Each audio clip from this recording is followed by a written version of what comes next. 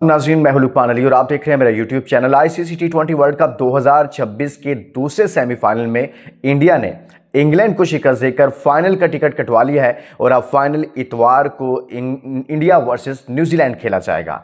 लेकिन इसमें बहुत इंटरेस्टिंग चीज़ हुई, बहुत डिफरेंट मैच हुआ। ऐसे मैचेस बहुत कम देखने को मिलते हैं। एक हाई स्कोरिंग मैच, और जिस तरह से फिर इंग्लैंड ने फाइट की और फिर जिस तरह से इंडियन बॉलर्स ने अपने आप को अहम मौका पर अपनी टीम को बचाया, और ख़ास तौर पर जसप्रीत बुमराह ने और पांड्या ने एक अहम मौका पर अहम स्पेल करके अपनी टीम को बचाया, वो मैं कहता हूँ तारीफ के लायक है। वो पूरी तरह से सीखने के लिए सबक है पाकिस्तान के लिए। ये मैच एक तरह से यूँ कहिए कि पाकिस्तान के कैप्टन के लिए, पाकिस्तान के प्रीमियम फास्ट बॉलर साहिबान के समझने के लिए ये ज़रूरी है। बुमराह वाकई में इस वक्त बेस्ट बॉलर है। उसने साबित किया इस मैच के अंदर कि जहां इंग्लैंड मैच निकाल चुका था, जैकब बैथल मैच निकाल चुके थे। एक हाई स्कोरिंग मैच था। मैं बहुत सारे इसमें ऐसे पॉइंट डिस्कस करूंगा जहां इंग्लैंड ने गलतियां की, और बहुत सारी ऐसी चीजें डिस्कस करूंगा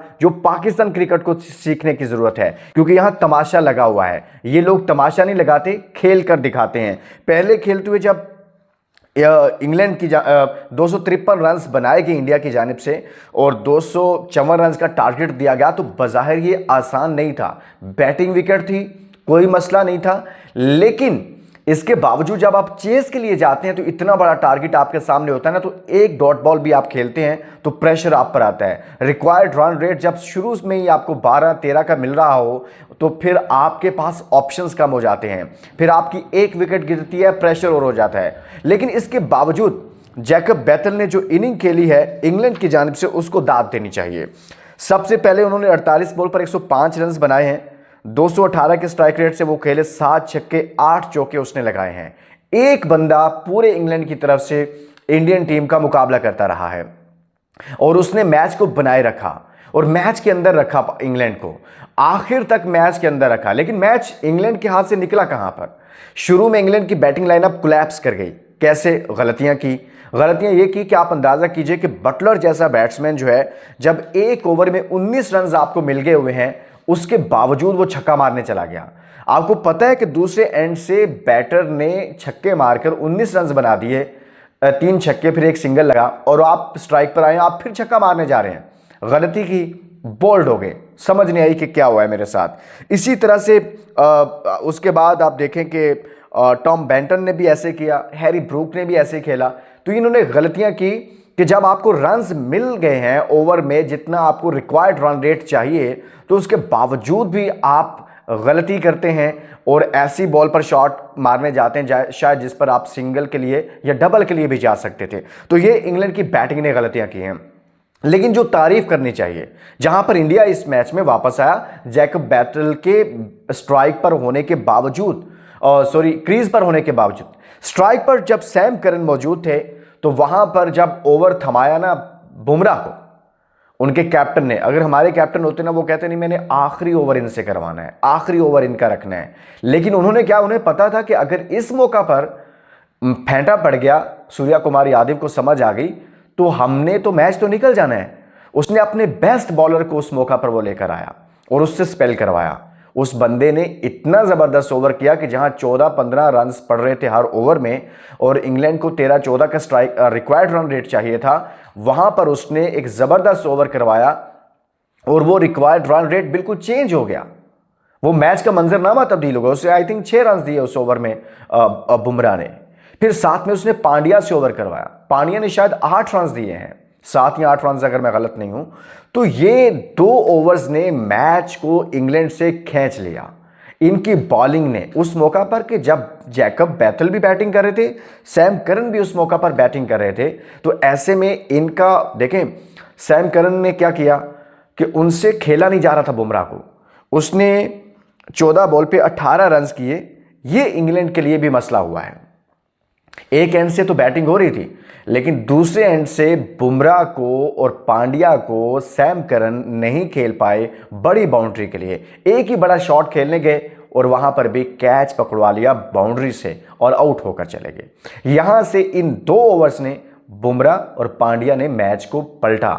लेकिन इंग्लैंड की बैटिंग को और जैकब बैथल को दाद देनी चाहिए कि आपकी टॉप ऑर्डर आउट हो चुका हो, आपके ओपनर्स नहीं चले, इसके बावजूद उस लड़के ने इतनी बैटिंग की, इतनी ज़बरदस्त बैटिंग की, इतने हाई स्कोरिंग मैच के लिए, इतने बड़े टारगेट को चेज करने वो जा रहा था कि एक लम्हे के लिए भी कभी एक भी शॉट आप उसकी देखें, ये नहीं लगा कि उसने गलत खेला है, ये नहीं लगा कि उसने ये शॉट उसे नहीं खेलनी चाहिए थी। पूरे कॉन्फिडेंस के साथ उसने शॉट्स खेले। और मैं आपको प्रिडिक्ट कर रहा हूं कि आने वाले दिनों में, जैसे आप अभिषेक को डिस्कस कर रहे हैं, आप फरहान को डिस्कस कर रहे हैं, आप ब्रेविस को डिस्कस करते हैं, आप जैकब को भी डिस्कस करेंगे इंग्लैंड की तरफ से।